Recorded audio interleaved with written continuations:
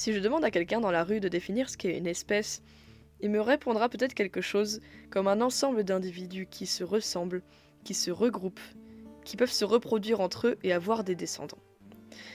De manière plus générale, on pourra peut-être entendre aussi que le terme espèce regroupe tout ce qui est semblable. Selon le Larousse, une espèce représente un groupe d'individus qui sont identiques entre eux. Si on se penche vraiment sur la biologie, comme selon la définition sur le site de l'université de Limoges, on définit une espèce comme l'ensemble des individus au génotype, c'est-à-dire l'ensemble des gènes, et phénotype, c'est-à-dire l'expression des gènes suffisamment semblables pour pouvoir se reproduire entre eux et avoir une descendance viable et féconde dans un milieu naturel. Et si vous trouvez que c'est assez complexe, je vous répondrai que vous avez complètement raison et que vous n'êtes pas les seuls à vous poser la question car c'est quelque chose qu'on cherche à comprendre depuis très longtemps.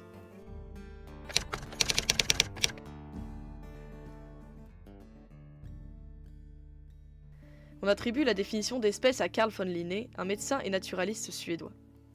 Dans son célèbre ouvrage Systema Naturae, il établit la première forme de taxonomie. Selon lui, les espèces ont été créées par Dieu et sont restées inchangées depuis leur création. Son objectif à lui était de dénombrer les espèces, et il a d'ailleurs bien réussi car il en a décrit plus de 12 000. Mais bien plus que d'écrire les espèces, il est le premier à établir une réelle classification, c'est-à-dire mettre les choses dans des boîtes.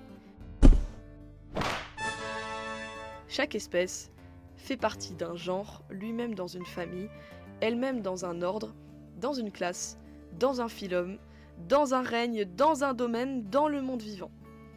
Sa classification a en plus beaucoup évolué depuis, avec l'apparition de sous-espèces, d'infrarègnes, de sous-embranchements, d'infra-embranchements et de toute une joyeuse panoplie de noms qui vont dans tous les sens. Un certain temps plus tard, Jean-Baptiste de Lamarck, un autre naturaliste, intervient et s'oppose en partie à Linné en décrivant les espèces comme pouvant changer dans le temps.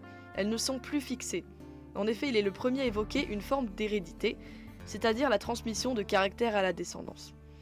Toutefois, selon lui, les changements que vont subir un individu au cours de sa vie, comme son célèbre exemple de l'étirement du cou chez les girafes, se transmettront à la descendance. On parle alors de transformisme. Les conditions dans lesquelles j'ai vécu vont influencer ce que je transmets à mes descendants.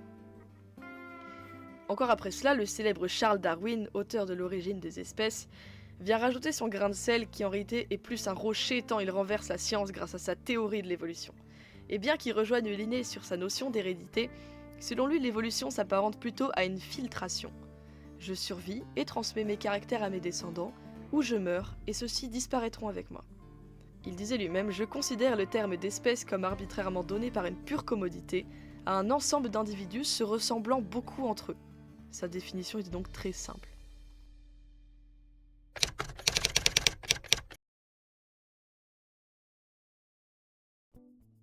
Quand on parle de classifier les espèces, on parle aussi souvent de faire un inventaire.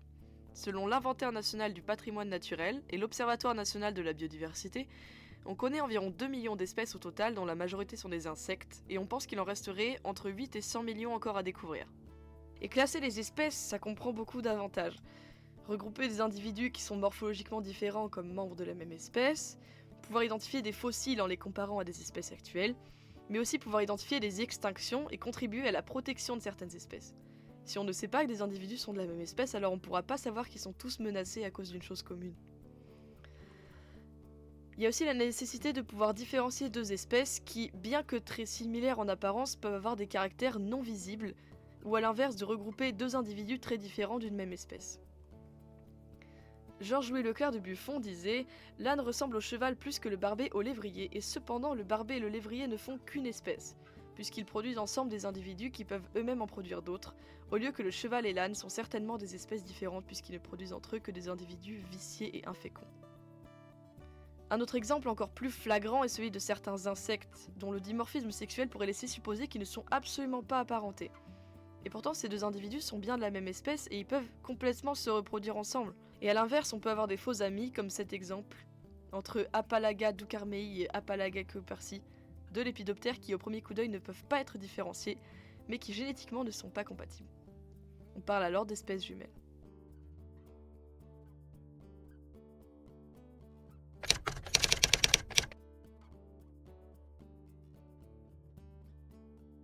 Alors définir des espèces, tout ça c'est très bien, mais ça a quand même ses limites. La notion d'espèce est complexe à définir. Les scientifiques ne parviennent toujours pas à se mettre d'accord sur le sujet même aujourd'hui. On aimerait bien pouvoir trouver une seule logique, une seule réponse à l'équation qui séparait une espèce d'une autre, mais définir une espèce est aussi complexe que définir le vivant. Même la notion qu'on donne par défaut des individus interféconds avec une descendance viable est déjà renversée lorsqu'on sait qu'il existe des hybrides. Par exemple, les tigrons, hybrides d'un tigre et d'une lionne, qui sont fertiles et peuvent avoir une descendance avec un tigre, un lion ou un autre tigron.